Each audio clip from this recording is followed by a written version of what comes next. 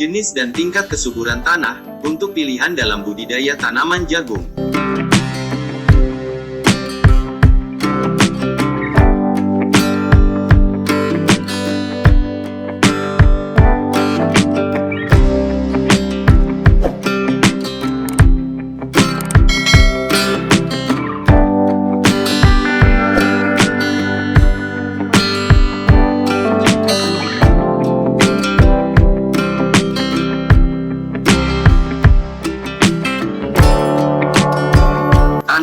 Merupakan komponen utama dan penting bagi daya dukung suatu kemampuan lahan terhadap pemanfaatannya oleh manusia. Tanah adalah lapisan permukaan bumi yang secara fisik berfungsi sebagai tempat tumbuh dan berkembangnya perakaran, penopang tegak tumbuhnya tanaman, dan menyuplai kebutuhan air, udara, dan hara. Secara kimiawi, berfungsi sebagai gudang dan penyuplai hara atau nutrisi, baik senyawa organik dan anorganik sederhana, serta unsur-unsur. Berdasarkan tingkat kesuburannya, tanah dibedakan menjadi 3 macam, yaitu 1. Tanah subur, yang terdiri atas tanah vulkanik, pozolik, dan aluvial. Jenis tanah subur ini terdapat di wilayah Pulau Jawa, Nusa Tenggara, dan Kalimantan. 2. Tanah kurang subur, terdiri atas pasir, tanah gambut, dan tanah kapur. Jenis tanah kurang subur ini terdapat di wilayah Pulau Jawa, Sumatera, dan Sulawesi. 3. Tanah tidak subur adalah jenis tanah yang tandus karena mengalami proses pencucian oleh air hujan. Contoh jenis tanah tidak subur adalah seperti tanah laterit. Jenis tanah tidak subur ini terdapat di wilayah Pulau Jawa bagian barat dan bagian selatan, Pulau Sumatera, Sulawesi, Nusa Tenggara, Maluku, Papua, serta Pulau Kalimantan bagian barat.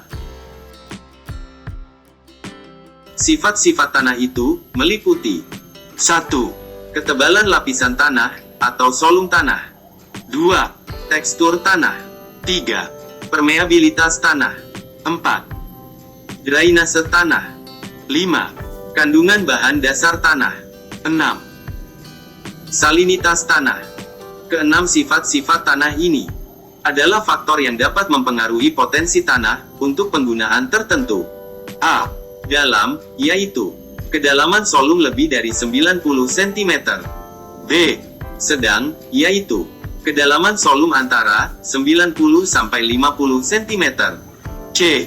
Dangkal, yaitu kedalaman solung antara 50 sampai 25 cm. D.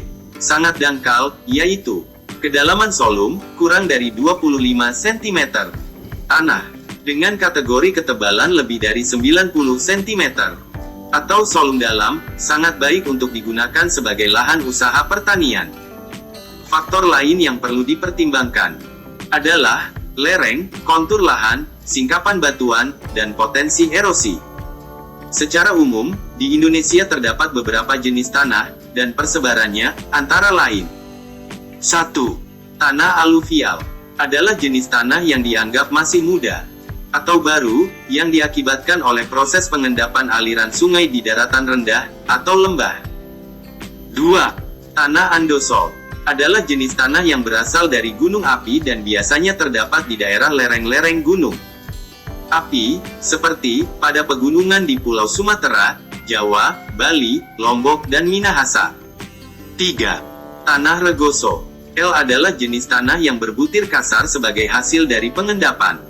Jenis tanah regosol ini cocok untuk ditanami tanaman seperti padi, tebu, palawija, jagung, tembakau, dan sayuran. Tanah regosol tersebar di wilayah Bengkulu, pantai Sumatera Barat, Jawa, Bali, dan Nusa Tenggara Barat. 4. Tanah kapur adalah jenis tanah yang berasal dari batuan induk batu kapur yang mengalami proses pelapukan. Jenis tanah kapur ini cocok untuk ditanami palawija, stepa, sabana, dan tanaman jati. Tanah kapur tersebar di perbukitan kapur Sumatera Selatan, Jawa Tengah, Jawa Timur, dan Sulawesi Selatan. 5. Tanah litosol adalah jenis tanah yang berasal dari proses pelapukan batuan yang belum sempurna. Jenis tanah litosol ini cocok ditanami dengan rumput ternak, palawija, dan tanaman keras. 6. Tanah organosol, atau disebut juga dengan tanah gambut, adalah jenis tanah yang berasal dan terbentuk dari sisa-sisa tumbuhan jenis rawa yang mengalami proses pembusukan. Jenis tanah ini terdapat di Rawa, Pulau Sumatera, Kalimantan, dan Papua. 7. Tanah gramusol. Ini terdapat di Jawa Tengah, Jawa Timur, Madura, Nusa Tenggara, dan Sulawesi Selatan. 8. Tanah latosol adalah jenis tanah yang memiliki tingkat kesuburan yang rendah. Jenis tanah latosol ini cocok ditanami dengan jenis tanaman seperti padi, palawija, sayuran, karet, cengkeh, dan kakao. Jenis tanah latosol tersebar di wilayah Sumatera Barat, Lampung, Jawa Barat, Jawa Tengah, Jawa Timur, Bali, Kalimantan Tengah, Kalimantan Selatan, dan Papua. 9. Tanah pozolik adalah jenis tanah yang berasal dari batuan pasir kuarsa. Jenis tanah pozolik ini tersebar di daerah yang beriklim basah, tanpa bulan kering, dan curah hujan lebih dari 2.500 mm per tahun.